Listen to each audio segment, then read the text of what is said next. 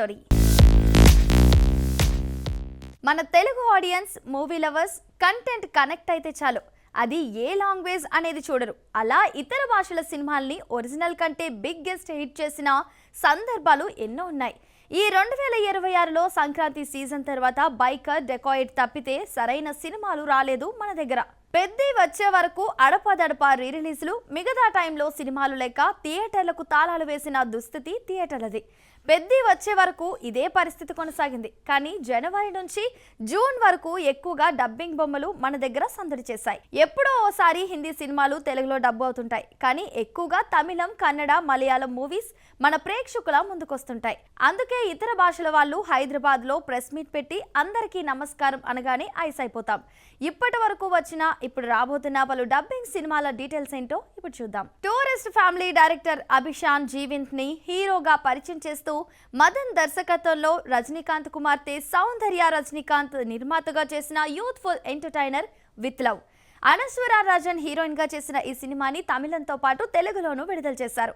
Arjun Ashokan, Roshan Mathew, Vishak Nair main leads గా, Advaith Nair direction లో వచ్చిన మలయాళం మూవీ చతా పచ్చ రెజ్లింగ్ బ్యాక్ డ్రాప్ తో తెరకెక్కింది. సురేష్ ప్రొడక్షన్స్ సంస్థ తెలుగులో రిలీజ్ చేసింది. దురంధర్ ఫస్ట్ పార్ట్ కేవలం హిందీలోనే రిలీజ్ చేశారు. Second part Dhurandhar the revenge ని మిగతా సౌత్ లాంగ్వేజెస్ లోనూ రిలీజ్ చేశారు. దెబ్బకి రెస్పాన్స్ అదిరిపోయింది. తెలుగులోనూ మంచి వసూలు రాబట్టింది. ఈ మధ్య కాలంలో ఓ Hindi cinema Telugu dubbing version ఇంత భారీ మొత్తంలో వసూళ్లు సాధించడం అనేది రేర్ అని చెప్పాలి. విజయ్ ఆంటోనీ మేనల్లుడు హీరోగా చేసిన బూకీ, కన్నడ స్టార్ రాజ్ బి శెట్టి నటించిన Rakshasapuram, legend Saravanan second film leader, Samuthirakani, Gautham మీనన్ల, కార్మిని సెల్వం, జీవి ప్రకాష్ కుమార్, హ్యాపీ రాజా లాంటి డబ్బింగ్ బొమ్మలు వచ్చాయి. కానీ వీటిలో ఏవి ఆకట్టుకోలేకపోయాయి. టొవినో థామస్, ఖైదు లోహర్ జంటగా డిజో డోస్ ఆంటోనీ డైరెక్షన్లో వచ్చిన మలయాళీ పీరియాడిక్ యాక్షన్ ఫిలిం పల్లి చట్టంపి పాన్ ఇండియా స్థాయిలో భారీగా తెరకెక్కించిన ఈ సినిమాని తెలుగులోనూ విడుదల చేశారు. కానీ వచ్చి వెళ్లిన సంగతి ఎవరికీ తెలియదు. ధనుష్ కి తెలుగులోనూ గుర్తింపు, మార్కెట్ ఉంది. ఆయన హీరోగా, మమితా బైజు కథానాయికగా, విఘ్నేష్ రాజా డైరెక్షన్ లో వచ్చిన సినిమా కరా. సెంటిమెంట్, రివెంజ్ అండ్ యాక్షన్ అంశాలతో వచ్చిన ఈ మూవీ తమిళంలో మంచి టాక్ తెచ్చుకుంది, కానీ తెలుగు ప్రేక్షకులను ఆకట్టుకోలేకపోయింది. మలయాళంలో సంచలనం సృష్టించిన వాలా సినిమాకి సీక్వెల్ గా వచ్చింది వాలా 2. మాలీవుడ్ లో రిలీజ్ అయిన 17 రోజులకే 200 కోట్లకు పైగా వసూలు చేసింది. తెలుగులోనూ అదే పేరుతో రిలీజ్ చేశారు. పోస్టర్లు, ప్రెస్ మీట్లకే పరిమితమైంది సినిమా.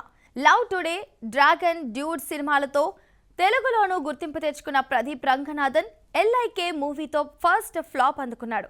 ఎస్జే సూర్య విలన్ గా చేసిన ఈ సినిమాని తెలుగులోనూ భారీగానే రిలీజ్ చేశారు, కానీ జనాలు థియేటర్లకు వెళ్ళలేదు. నయన్తార భర్త విఘ్నేష్ శివన్ డైరెక్ట్ చేశాడు. బాక్స్ ఆఫీస్ బరిలో కొన్నిసార్లు మెడికల్ మిరాకిల్లా మ్యాజిక్స్ జరుగుతుంటాయి. సూర్య, త్రిష మెయిన్ లీడ్స్ గా, ఆర్జే బాలాజీ విలన్ గా నటిస్తూ డైరెక్ట్ చేసిన కరుప్పు మూవీ మన దగ్గర వీరభద్రుడు పేరుతో అన్నపూర్ణ స్టూడియోస్ సంస్థ రిలీజ్ చేసింది.